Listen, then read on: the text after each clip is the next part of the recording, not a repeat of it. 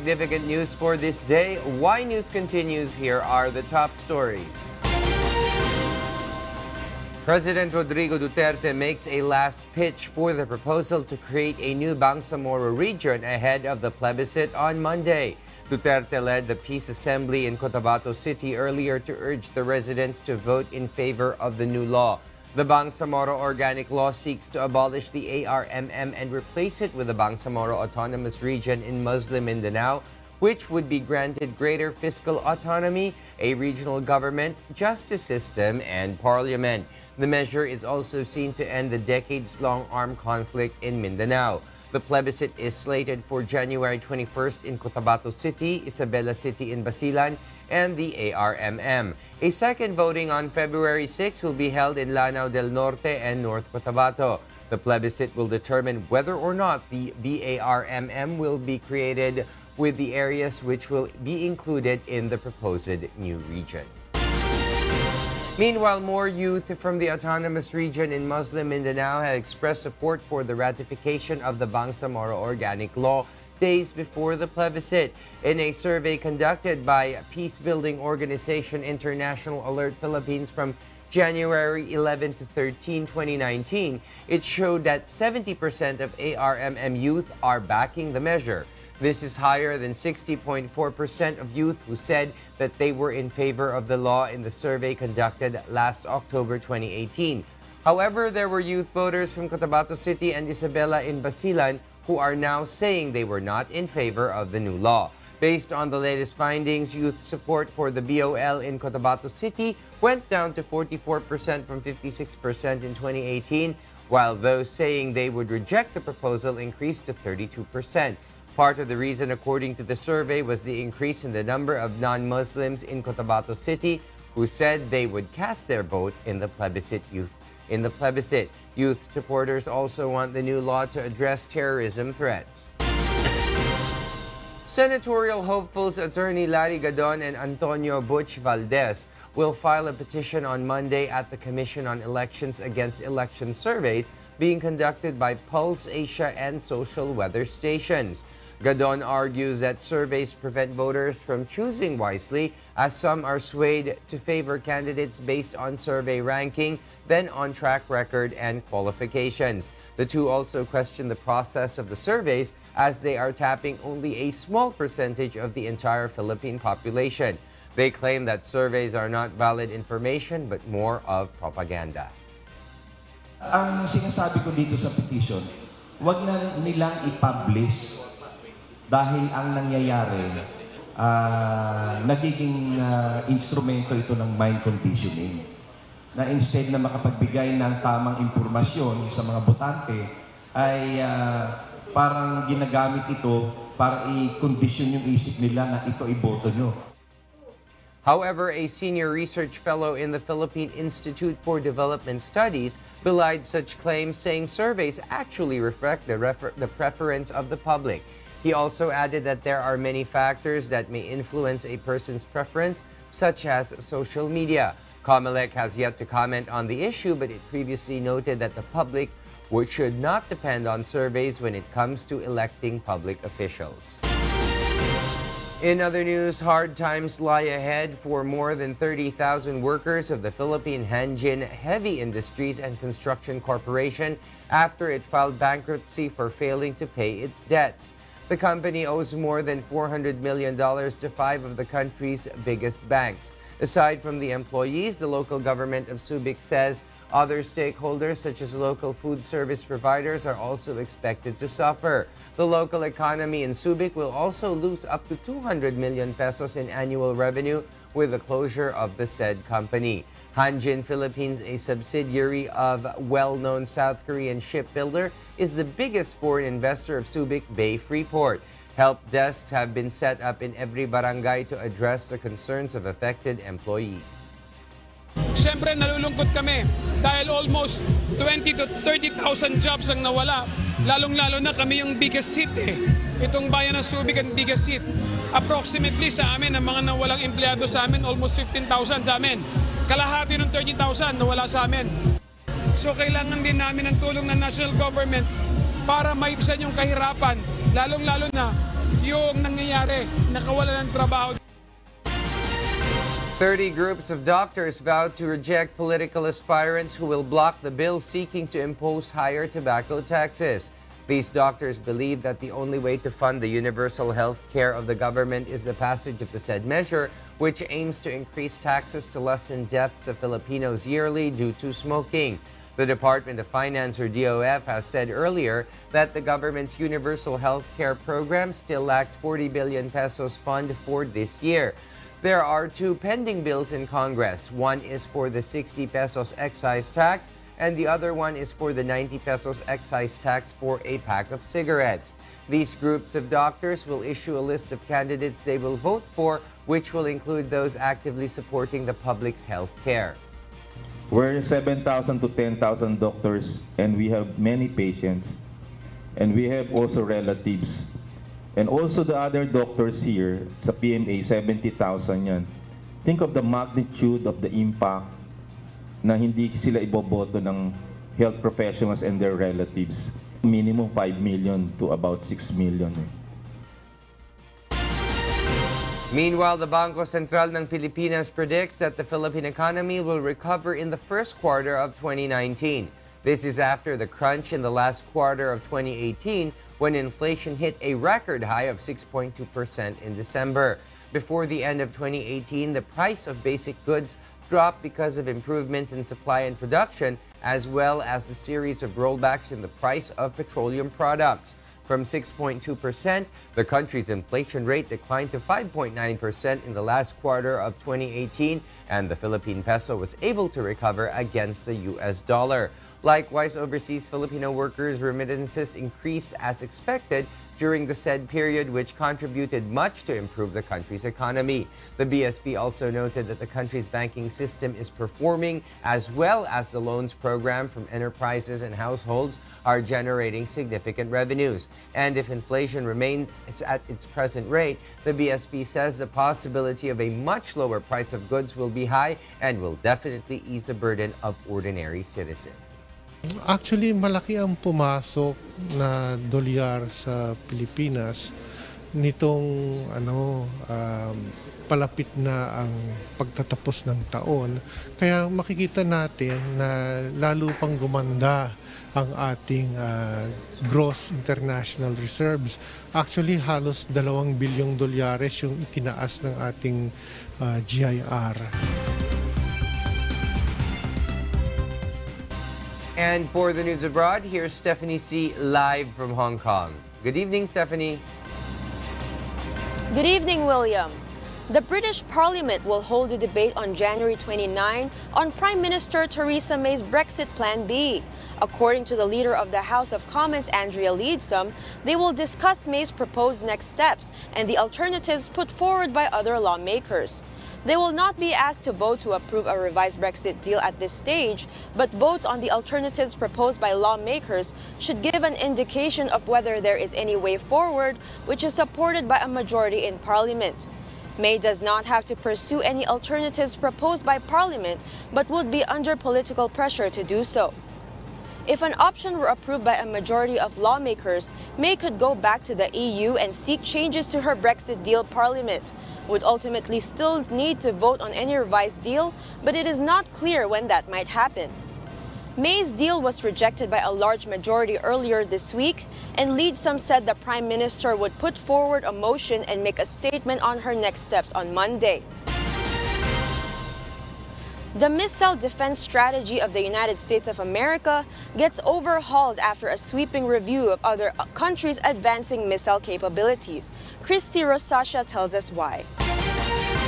U.S. President Donald Trump unveiled the revamped U.S. missile defense strategy on Thursday that singles out North Korea as an ongoing and extraordinary threat, 7 months after he declared the threat posed by Pyongyang had been eliminated.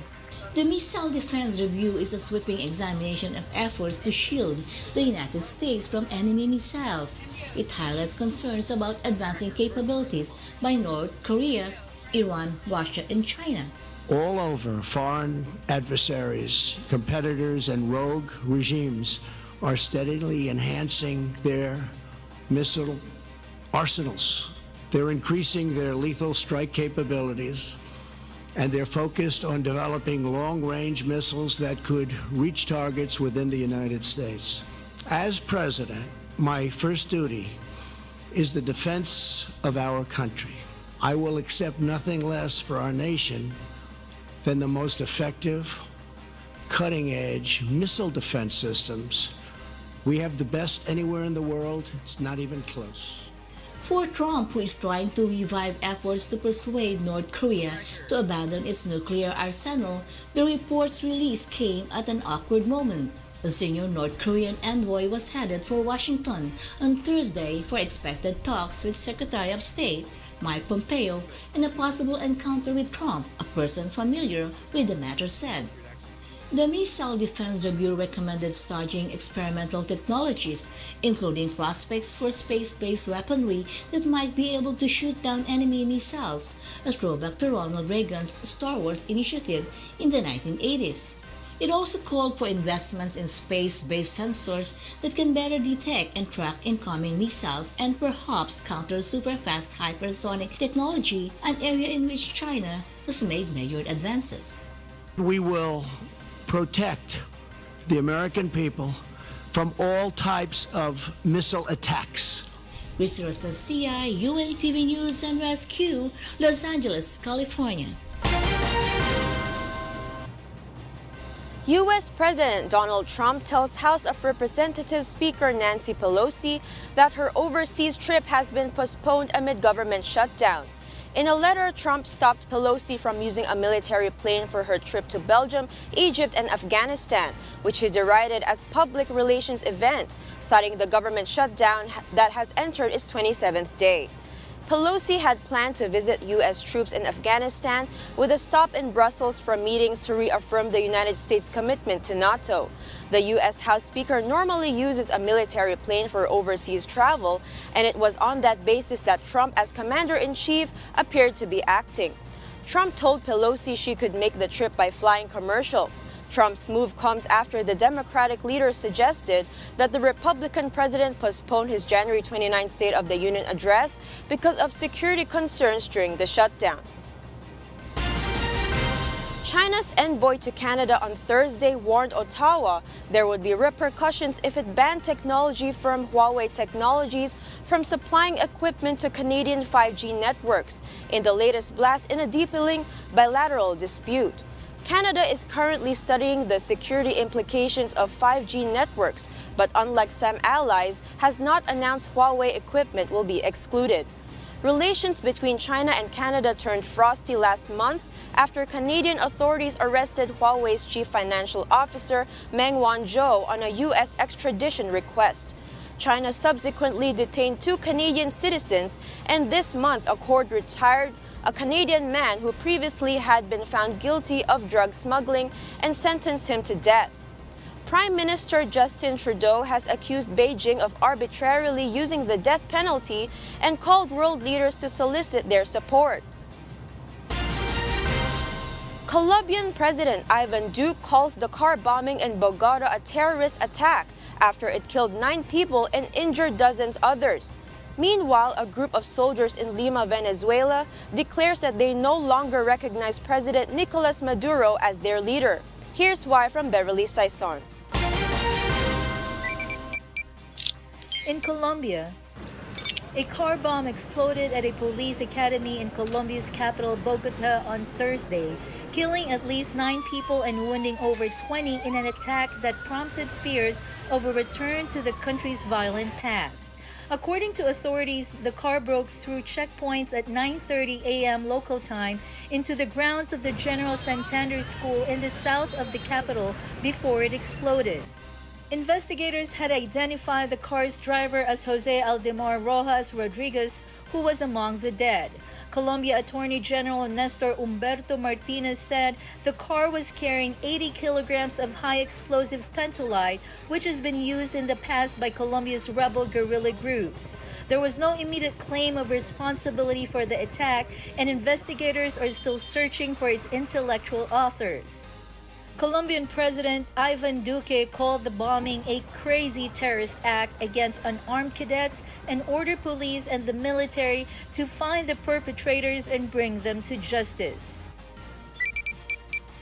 In Kenya, 2 suspects in connection with Tuesday's terrorist attack in an upmarket hotel and office complex in Kenya's capital, Nairobi, are in custody, reports Kenyan police. The Inspector General of Kenya Police, Joseph Boynet, informed the press on Wednesday that they have arrested 2 suspects and the investigation is still underway.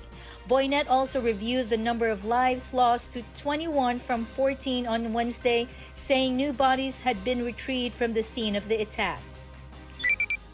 And in Venezuela, a group of soldiers in Lima declared on Wednesday that they no longer recognize President Nicolas Maduro as their leader, calling on fellow soldiers to follow suit. The statement from the soldiers comes just days after Maduro was inaugurated on January 10th, under an avalanche of criticism that his leadership is illegitimate following a 2000 election widely viewed as fraudulent. The United States and many Latin American nations said Maduro has become a dictator whose failed state-led policies have plunged Venezuela into its worst ever economic crisis with no recovery in sight. But Maduro said that a U.S.-directed economic war is trying to force him from power. Venezuela is reeling from food shortages and an inflation rate expected to top 10 million% in 2019. Some 3 million Venezuelans have emigrated in recent years. The soldiers said they now recognize the country's opposition leader, Juan Guaido, as Venezuela's president. Juan Guaidó es el presidente, es nuestro comandante en jefe de la Fuerza Armada. Si la orden es Juan Guaido is the president, our commander-in-chief of the armed forces. If the order is to get involved in Venezuela, then, as soldiers, we have to fulfill this, to provide order and get involved in Venezuela. I can tell you that there are a lot of us, day by day. Many more are joining. This is good because it means that the message that we want to give and what we are doing is reaching people. Also, to let the international community know, for people to realize that there is a military resistance that wants a change for Venezuela. Personas que se dieran cuenta de que hay una resistencia militar también, que de verdad quiere el cambio para Venezuela, que está fuera. Beverly Saison, UNTV News and Rescue. And those are the news from the other parts of the globe. Back to you, William. Thank you very much, Stephanie C., live from Hong Kong.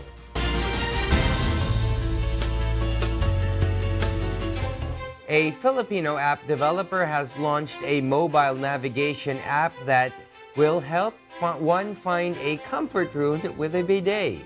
Mon Hokson tells us why. Has this ever happened to you? You were having a bad stomach ache and you just got to go to a comfort room. Miss, anong nangyari sa'yo? Sakit ng tiyak ko. Hala, buntis po ba kayo? Porkit ba masakit siya buntis agad, di ba pwedeng masakit lang? At last, you have located a comfort room to let it all out. But the problem is, after you have done your business in the lavatory, you found out that there is no tissue, no water on the faucet, and no bidet. And you're left with no choice but to use whatever item you have in your purse or in your pocket. Wow! Success! Wala akong tissue! Wala rin tissue dito! Oh my gosh! Wala rin tubig! Gross, isn't it? Well, that is not a problem anymore. Thanks to the creativity and ingenuity of Filipinos, because the mobile app can now be downloaded at the App Store.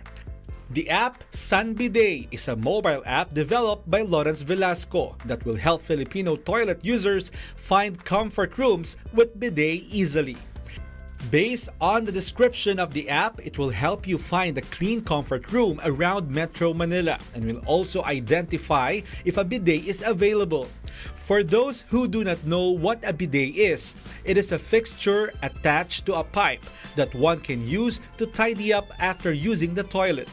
The app is currently being updated to increase its capacity to identify the locations of toilets with bidet in Metro Manila.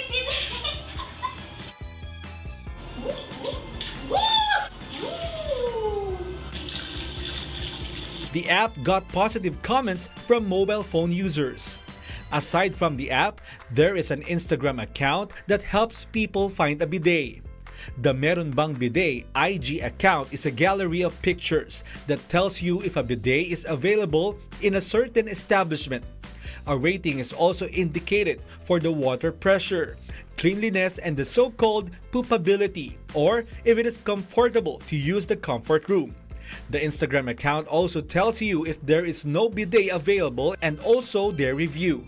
Mas maganda bidet dahil talagang mas malinis pag gumamit ng bidet. Kaya kung may tissue, mas maganda may tissue na rin. Syempre Pinoy tayo, mas malinis tayo eh. Kasi kapag tissue may mga naiiwan na particles. So mas maganda yung tubig, at least malinis talaga. Bidet is a French word that means pony. Historians said that the etymology came from the notion that one rides a bidet, much like a pony is ridden. Currently, the Sun Bidet app ranked top 4 on the free download chart of the Google Play Store and top 3 on the navigation app chart of the App Store. Mon Hokson, UNTV News and Rescue. And those are the reasons behind the news, January 18, 2019. On behalf of Rheena, Villamor-Camara, and Angelo, Castro III, I am William Thio. Because we need to know, we will always ask why. Good evening, happy weekend.